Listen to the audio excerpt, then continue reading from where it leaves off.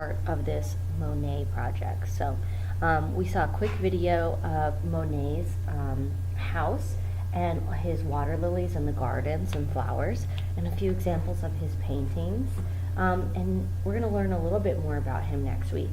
But I thought this week we could get started on the first step of this gorgeous water lily painting of his river and the bridge over the river, the creek in his backyard. So we're going to do the water part today, just the blue.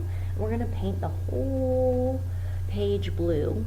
And then do you see these little kind of white, almost like snowflake looking pieces here?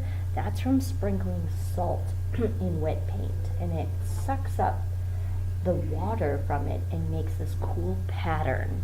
So pattern is one of our principles of art. And it's going to really add a lot of movement to the piece, which is also another principle of art. So it's really easy. I'm going to put down these little Tupperwares filled with blue paint. We're all going to share at the table, so every table will get one of these. And we're going to get kind of a big size brush. Now, the first thing we do whenever we're painting like a watercolor is just get our paper wet. Now, the key is to get it a little wet without really soaking it, because we don't want our paper to rip. So you all have a big brush and water. Normally we would go like this and take all the water out, but we're just going to dip and leave it dripping, and really quickly. Now the key is to go really fast as you can. Get this paper covered in water. Don't go over it twice, just once, one time. Okay, so now the paper has water in it. We're going to dip one more time in water, bring it to our paint, and quickly spread this. Now, one dip of paint should be enough to cover your whole piece of paper. So, one dip in the paint, and since we already got our paper wet, it should be enough to cover the entire piece of paper. And the goal is, again, quick. We don't want this to dry before we start sprinkling our salt.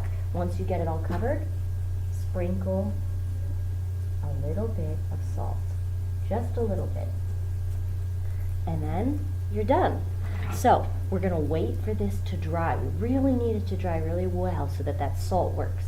So what we're going to do is take our piece of paper very carefully with both hands, pick it up, and walk it over, hold on one second, to the drying rack. Now we're going to start with the drying rack, putting one piece in. Each little shelf gets only one paper. Okay, so we're going to do a straight line going back there, straight line, and we're going to put it in one piece. Each shelf gets one piece, okay? And then next week when we come back, we're going to dust off all that salt. And we will start by drawing our water lilies.